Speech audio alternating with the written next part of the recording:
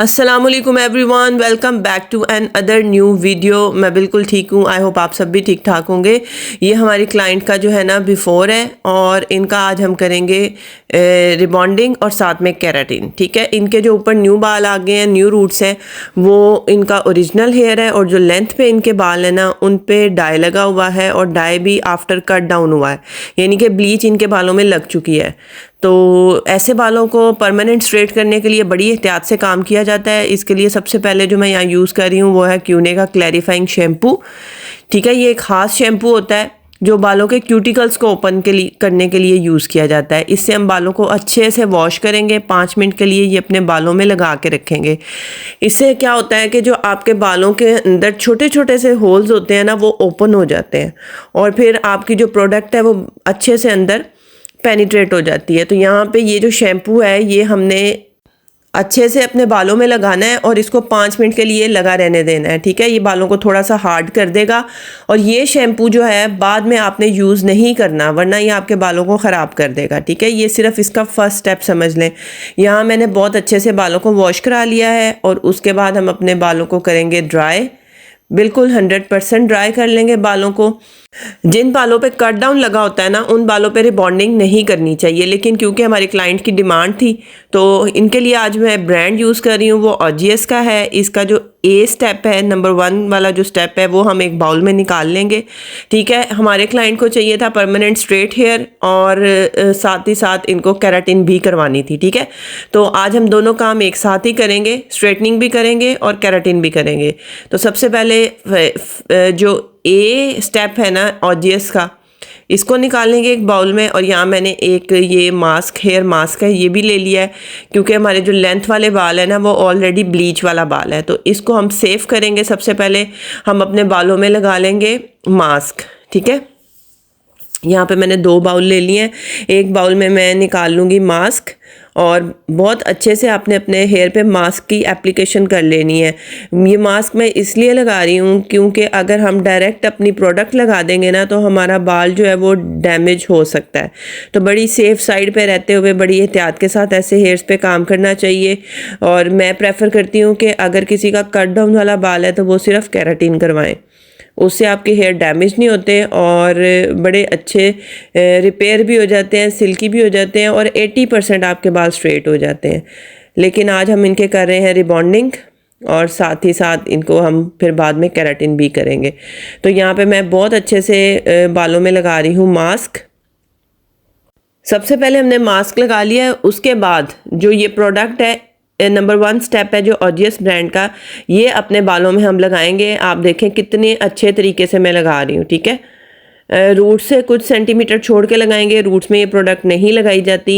अब नीचे वाले बालों पे मास्क लगा हुआ है और ऊपर वाला इनका जो वर्जन हेयर है, न्यू बाल आ गया हुआ है, उसके ऊपर भी ये प्रोडक्ट लगाएंगे और साथ ही साथ नीचे वाले बालों में भी लगाएंगे। उससे होगा क्या, जो ऊपर वाला बाल है वो तो ऑलरेडी इनका अच्छी हालत का बाल है, लेकिन क्योंकि नीचे एंड्स वाले जो बाल है ना वो थोड़ा वीक है, तो उस पे मास्क के ऊपर ही हम ये स्टेप नंबर 1 को एप्लीकेशन कर देंगे और इस तरह बहुत अच्छे से भर भर के लगानी है, ब्लेंड करके छोड़ते जाना है। लेकिन एहतियात करें कि रूट्स में ये जो प्रोडक्ट है ये ना लगे। छोटे छोटे से सेक्शन लेते जाना है, नीट से सेक्शन लें और अपनी प्रोडक्ट को अप्लाई करते जाना है। ये स्टेप नंबर 1 है रिबॉन्डिंग का। ठीक है, तो बहुत अच्छे से आपने इस प्रोडक्ट को अप्लाई करना है। ये प्रोडक्ट करेगी क्या कि आपके बालों का बॉन्ड जो है वो ब्रेक कर देगी। आपने बालों को खींच के देखना है कि बालों में इलास्टिसिटी आ गई है, बाल में लचक आ गई है, तो फिर आपने इसको वॉश करवा देना है। यहाँ पे जो है ना तकरीबन 45 मिनट्स के बाद मैंने इनके हेयर्स को वॉश करवा दिया था क्योंकि हमारे तमाम बालों में जो है ना वो इलास्टिसिटी आ गई थी, बाल जो है वो बहुत लचकदार हो गए थे। उसके बाद हमने अपने हेयर्स को फ़ौरन वॉश करवा देना है और सिंपल प्लेन वाटर से वॉश करवाना है। बहुत अच्छे से अपना प्रोडक्ट को निकाल लेना है बालों में से। उसके बाद हमने क्या किया है जी, बालों को बहुत अच्छे से ड्राई करना है 100% बालों को ड्राई करना है, ठीक है। ये कुछ कंडीशन है बालों की इस तरह की।